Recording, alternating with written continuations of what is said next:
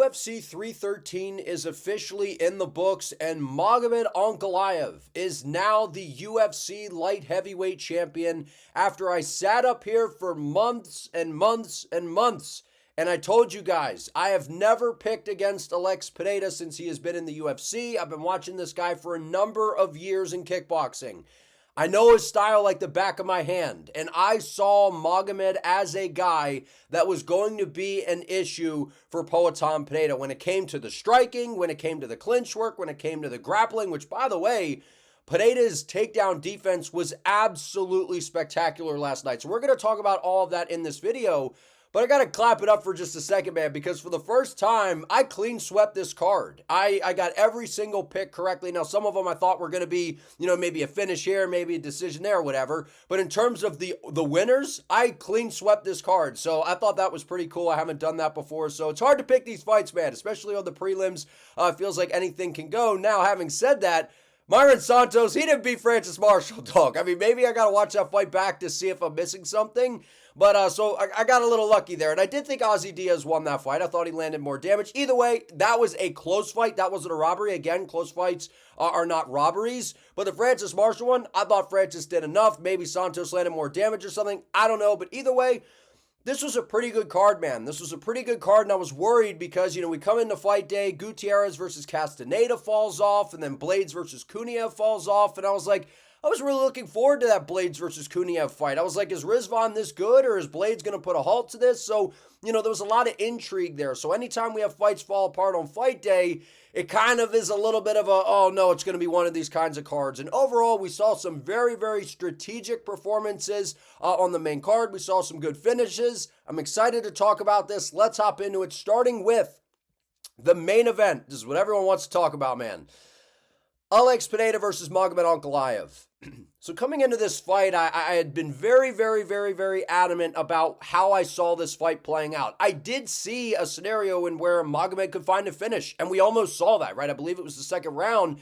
He had Petrosyan rocked. He had him hurt, right? And then again, the fight, or the round ended, and it kind of was like the Adesanya versus Pereira first fight in MMA. Remember when Izzy rocked him right before the bell rang? So it was something a little bit similar along those lines. But I said, man, listen, Ankalaev is a damn good striker, man. Just because you're not a glory kickboxer or you don't have this extensive kickboxing background doesn't mean that you're not a good striker in the UFC, man. Like, there are plenty of MMA guys out there that could go over to glory or go into these kickboxing organizations and do incredibly well. Now, win championships, I mean, I don't know, right? But they would still do very, very well. But they don't go the kickboxing route. They hop right into MMA. And Ankalaev is one of those guys, man. I told you this. This guy has outstanding eyes. He has very, very sharp boxing. His hands are slick. His speed is impressive. And I said coming into this that Petrosyan was going to be shocked at how fast Ankalaev is on the feet. He was significantly faster than Petrosyan Pereira. The only thing that Alex had that was an advantage, I would say, over Ankalaev was that lead leg calf kick. Pereira does the best job that we've seen, in my opinion, in UFC history in attacking your legs, right? Whether you're southpaw, orthodox, and he was doing that early on. He was getting to that lead leg of Ankalaev, which I expected, but I was actually really concerned for Ank because I was like, he's not addressing these kicks at all, and he's already eaten 3 or 4 of them in round number 1 here. And I'm like, you basically get to, that 7, 8, 9, 10 mark where you're eating too many of those.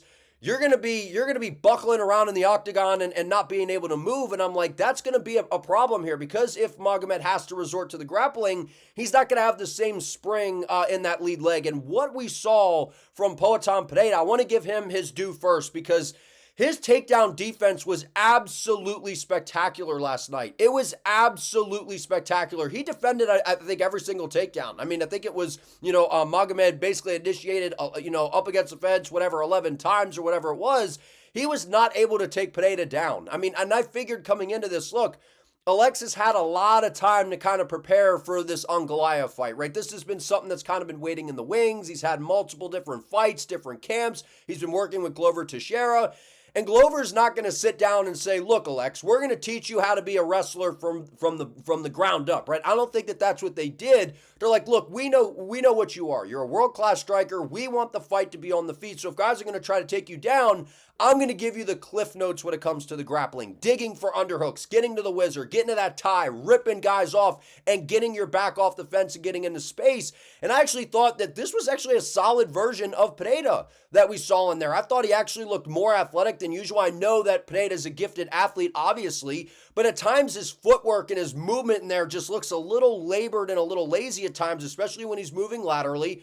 But he has a bad tendency of moving backwards. But I thought he was actually doing a really good job out in the open space, moving around, attacking the legs of Ankalaev. But ultimately what this is not so much anything that Poatan did wrong. I thought that he could have been a little bit more aggressive. I thought he was a little bit too hesitant. But that's because of what Ankalaev did.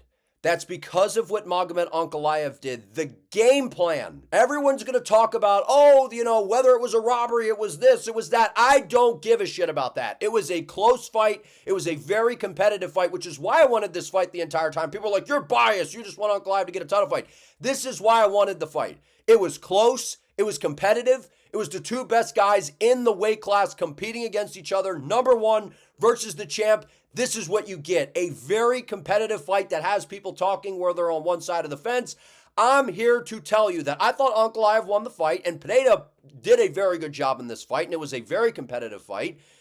But what we saw was the game plan of Magomed Ankalaev on display. That's what I want to talk about here. What Magomed was able to do was spectacular. I know that it's not this glorified, wow, he went out there and put on this banger performance where it was a barn burner and this and that. You go in there against Alex Pereira looking for a barn burner, you're getting knocked the hell out. Right? So all those people that are like, oh, it's boring and this and that, how about you go stand in front of Alex Pereira, eat a couple of those calf kicks and decide to stand in front of this guy and just straight kickbox for 25 minutes out in the open space? No one's going to do that. No one's that fucking stupid, man. So you knew coming into this fight that Ankalaev was going to look to neutralize that. So what we saw, the game plan, I'll give you the cliff notes here. Ankalaev won the lead hand battle. He did not overextend with the lead hand. He did not windmill that hand out into space all the time. He didn't throw too many jabs to where Pereira could slip and counter with that left hook. He didn't, just overextend on left hands to where Pereira could slip off and throw a left hook. He didn't just come crashing forward to where Pereira could slide out of the way and land a counter right hand.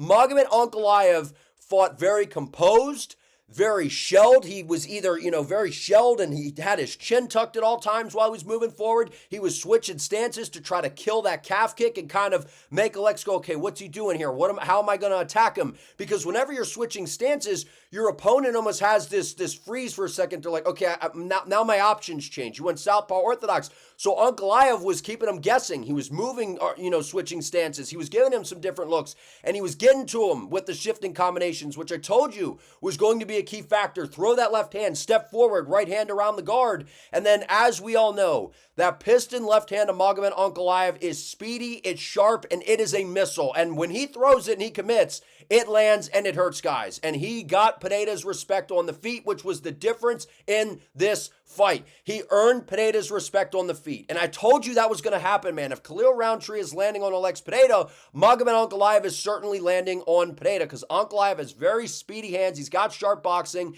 and that's what you saw. But he didn't overextend.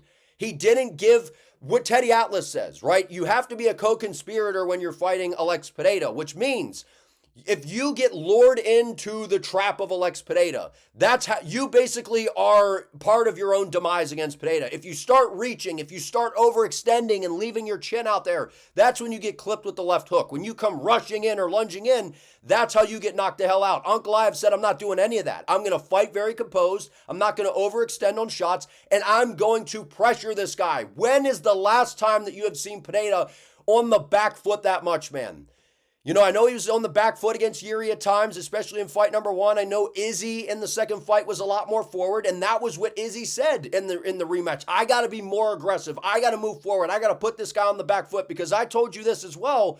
Pereira does not fight very well moving backwards, man. He can throw that little fadeaway left hook like he's Patrick Mahomes, throwing that little, that little fadeaway, or Curry hitting a fadeaway. Like, he can throw that drift away left hook and absolutely hurt somebody. But that's predictable. What else does he do as he's backing up and fading away?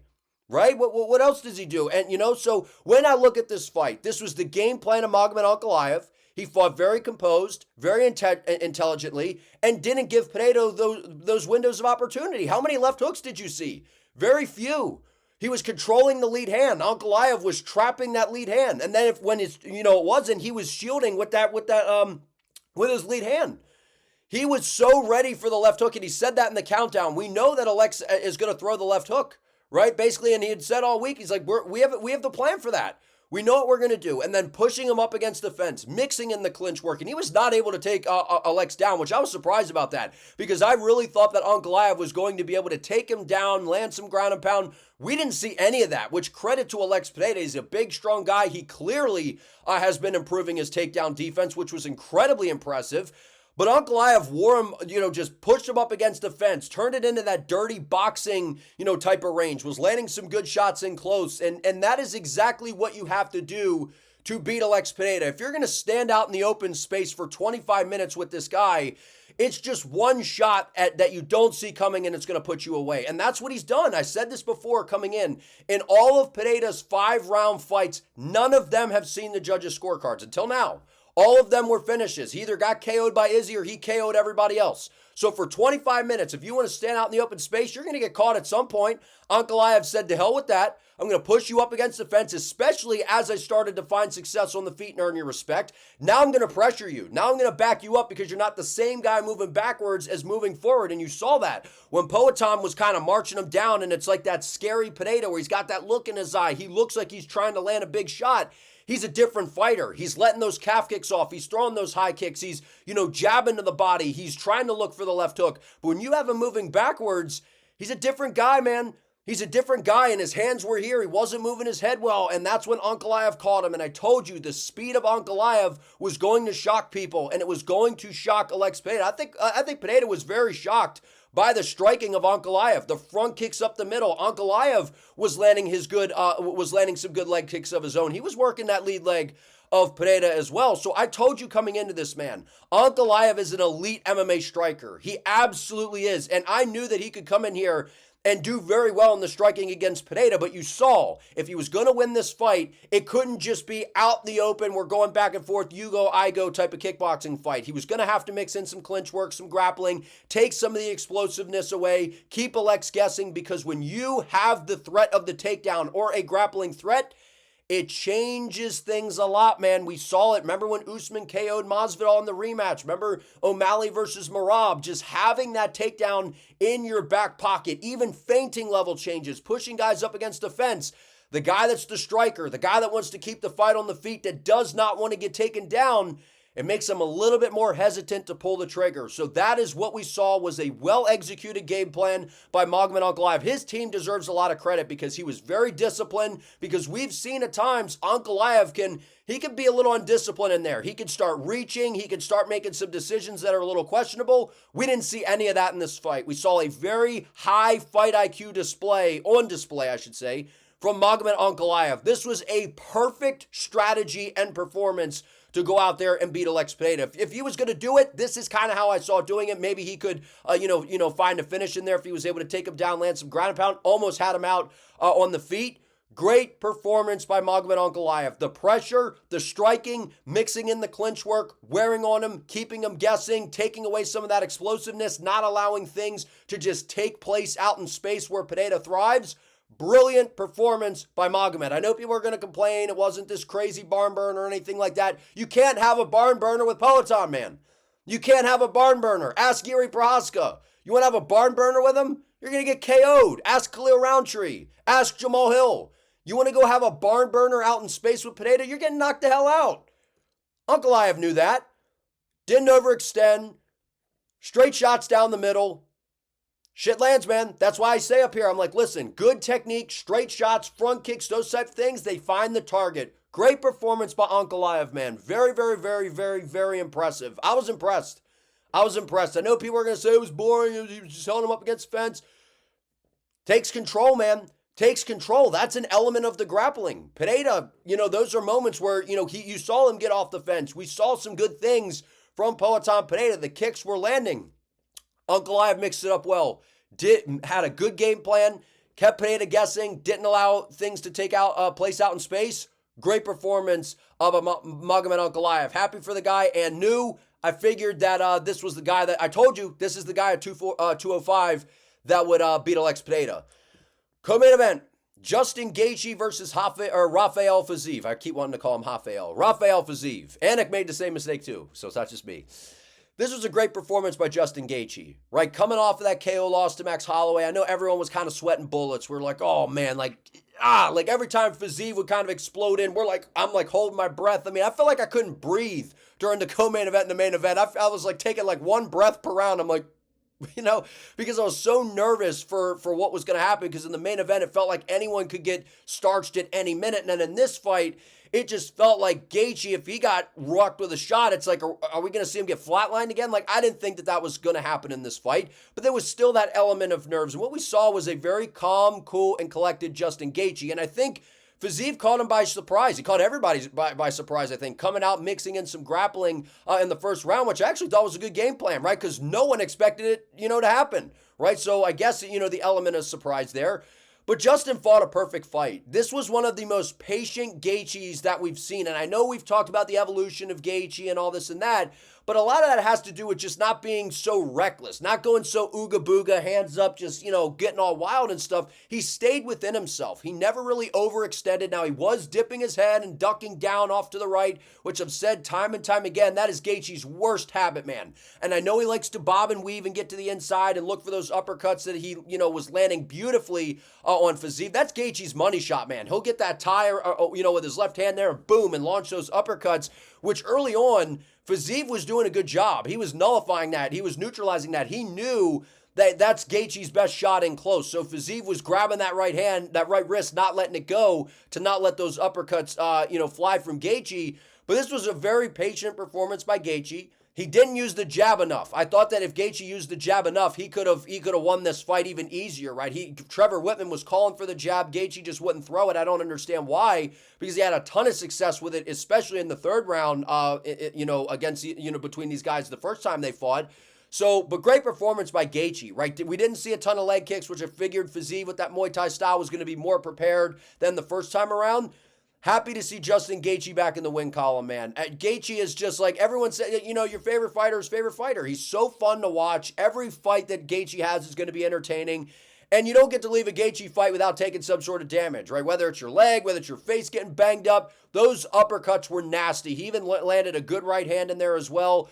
Outstanding performance by Justin Gaethje. And I know that, maybe it wasn't this crazy back and forth classic like we're kind of used to with Gaethje, but at this point in his career, I like a performance like that. And I know Fiziev, he was taking the fight on short notice and all those kinds of things. I get all that. Coming off a long layoff, the injury, I get it. But Gaethje was patient, man. He was patient, he was technical, and whenever we see Gaethje patient and kind of working his game plan and actually fighting within himself, you see what the guy is capable of. It doesn't always have to be chaos in there. It doesn't always have to be mayhem. And I thought that this was a good bounce back performance from Gaethje. Shake off that, and I don't even think it bothered him at all, right? And I feel like Gaethje's one of those guys where a KO loss isn't really going to bother him, right? But, just to get back in there, get your feet wet again, go in there against a keep in mind, Fiziev's dangerous, man. He's dangerous. He's got lightning fast kicks. He was doing some very good things out there, but this was just the fact that Gaethje lands more damage. His shots matter more. His boxing is better. I know he gets a little bit reckless, but Gaethje's habit of dipping that head, man, it's, Holloway made him pay for it. Remember that spinning back kick broke his nose? Fiziev was trying to time a knee. His team was calling for that left high kick. He just never landed it. Happy to see Gaethje back in the win column, man. One of my all-time favorites. I mean, I feel like he's one of everyone's, one of their all-time favorites. So, love watching Gaethje fight. It was a tactical performance. He was patient. He forgot about the jab, though. Feel like if he threw more jabs, could have won the fight even easier. This was a good fight. It was a patient performance by Gaethje. Good strategy behind it. Fiziev, I think, caught him off guard with some of the grappling. Good win by Justin Gaethje. Happy to see him back in the win column. And what's next for him? I mean, I could see him getting, a fight with maybe Ilia Topuria. Maybe they run it back with Poirier. I don't think he took a lot of damage, right? So I think Gaethje could come back and before the end of the year, right? Maybe they throw him in there against Islam Makhachev because they haven't fought. I mean, I don't know. I'm just throwing some options out there. Him versus Topuria, that would be a crazy fight. But either way, happy Gaethje is back in the win column. And let's give Fiziev a full camp next time around. Get him healthy, get him ready to go, and I'm excited to see him back in there because Fiziev is still a very game guy, right, man. His striking is very clean. All right, Jalen Turner, Ignacio Bahamondes. So I think Jalen Turner actually retired after this fight, if I'm not mistaken. So they didn't even give him, even though this fight ended in the first round, they didn't even give Turner any mic time or anything after he retired. But this was a great performance by Ignacio Bahamondes, and I picked him to win by KO. I didn't. If you would have asked me about a submission, I would have been like, I don't think so, because Jalen Turner, I know his wrestling's not that good, but he's got pretty good submissions. I think he's training with Matt Arroyo out of Tampa, in Tampa, Florida. There, they got a good place down there, right? Dave Bautista, the actor, WWE guy, I've seen him on social media training there. So that's a big gym. That's a good place to go.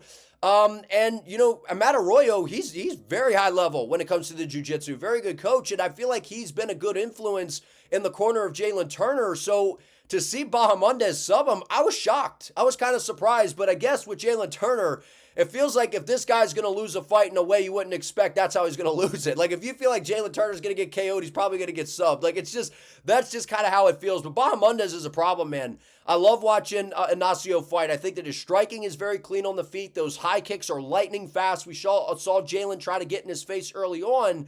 But what this comes down to for me is, look, Jalen's just kind of one of those guys where he just seems like there's times that he really wants it and other times that he just seems kind of reserved. And I think early on it kind of looked like he wanted it. But Bahamondes is hungry, man. He's out there, he's training with Bilal Muhammad. He's got a really, really good camp behind him. He's training with really high-level guys. And when you're around a active champion in the UFC like Bilal, that is going to level you up. And considering, the way that, Yair Rodriguez, you throw him into the mix. I mean, this Bahamondes, man, he's training with some high-level guys, right? So the confidence is steaming.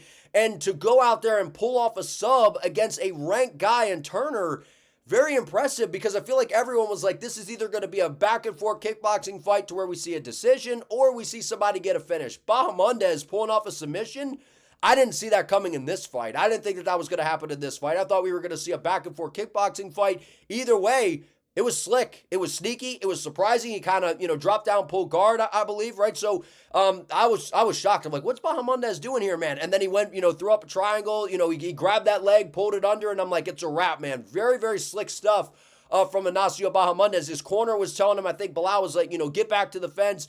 Trying to tell him to come back, kind of towards the corner, wall walk, whatever. And Bahamondes said, I got other plans, man. Hold on. Let me try to pull off this sub. So very slick stuff by Bahamondes. I thought going out there, getting a finish, especially a submission when everyone I think was, kind of thinking a KO against your first ranked opposition. Big win for Bahamondes. Didn't really take any damage, so I'd like to see him back in there in a few months, man. I absolutely, let's strap a rocket to him. Let's get him going. Let's get him in there. Again, when these guys don't take a lot of damage, man, as long as they're healthy and there are no injuries that we don't know about, let's get them back in there. Get training, get back in there. That's how you can really build these prospects quickly. I like what we're seeing from Bahamondes. We know about the striking. We know he's outstanding. And to go out there and get a sub over Turner, I thought that was some slick stuff by Bahamondes. Great win.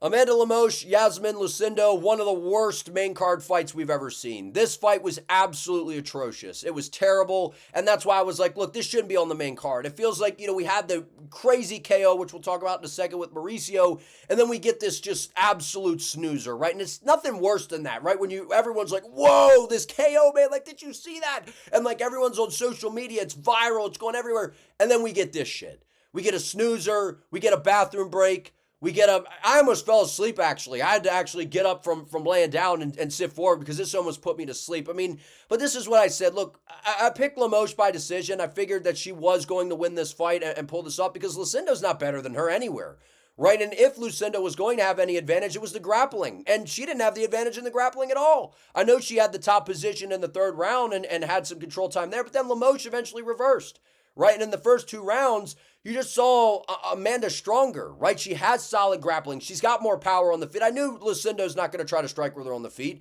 There was no chance of that because Lucindo, she goes Ooga Booga mode, but they're slapping shots. They have no sting on them whatsoever. Lemos, you saw, man, she plants her feet and she throws. For WMMA, people want to talk about how they don't commit on shots and this and that.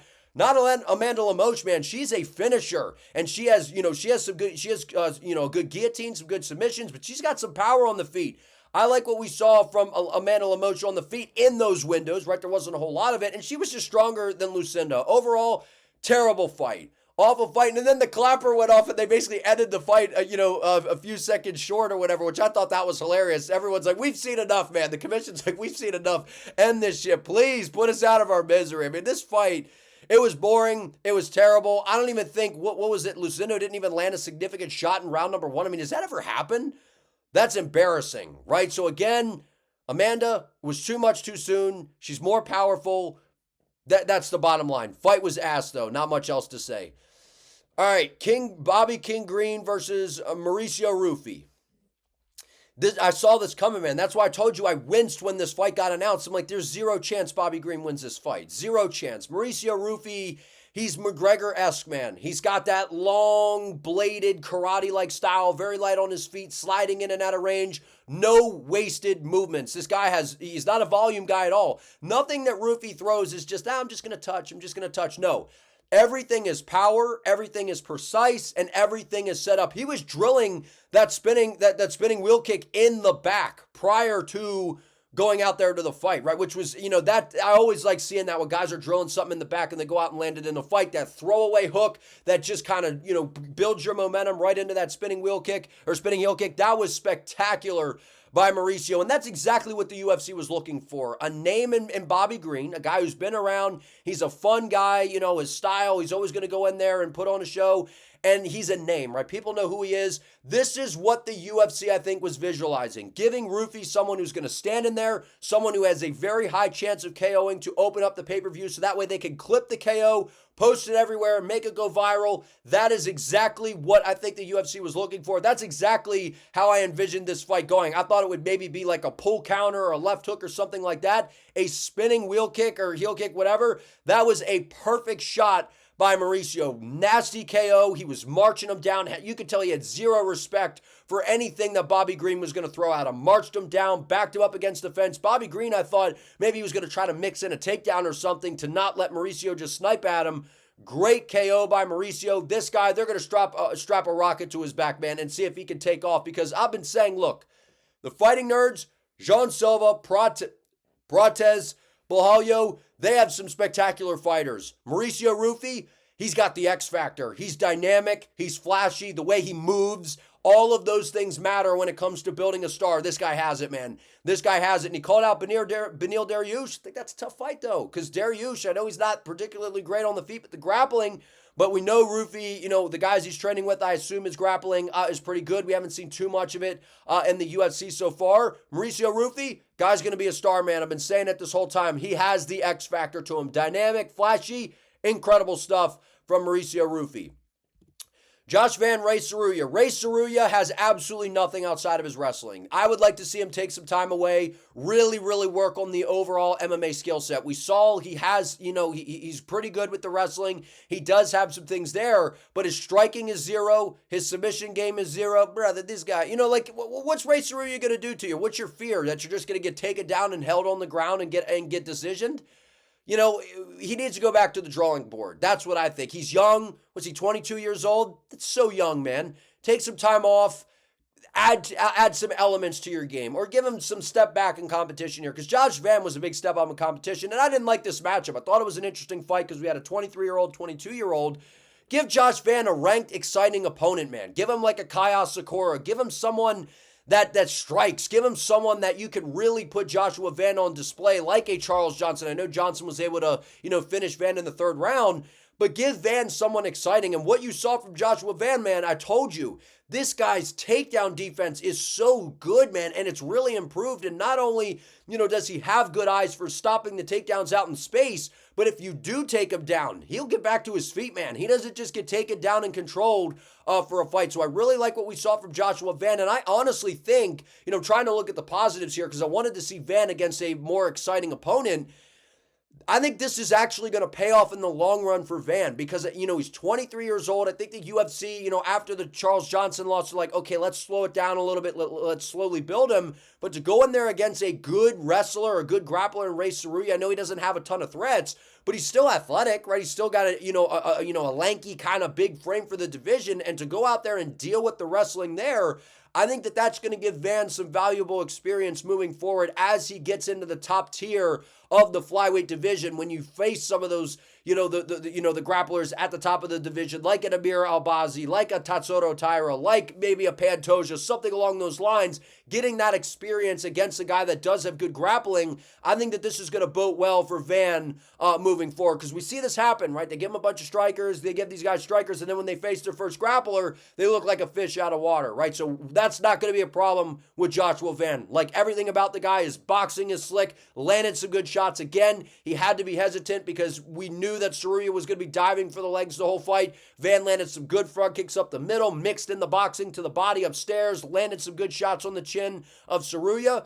Great performance by Joshua Van. Not much you could do when a guy's just going to be constantly diving at the legs, trying to take you down. And you know that Tsuruya is not going to look to try to really get you out of there, right? It's basically just going to be, to win on control time. So that's kind of an intimidating thing. You're a little afraid, a little hesitant to open up because you don't want to get taken down and held down and controlled because you'll lose the fight that way. So either way, good performance by Joshua Van. I think this pays off in terms of the experience with the grappling in a fight. I think it pays off in the long run for him. Bruno Ferreira, Armen Petrosyan. I figured Bruno was going to get a finish. I thought it would be by KO, right? Armen Petrosyan, slick on the feet, pretty solid kickboxer. Bruno Ferreira seemed like a step behind on the feet. He's a big, powerful guy. We know that he's got legit power in his hands. If he lands, he can put anybody in the division out. We knew that about Bruno coming into this fight. But I went back before I made my prediction and I said, look, on the regional scene, Bruno was weaponizing some grappling. He has pretty decent wrestling. He's got some good submissions.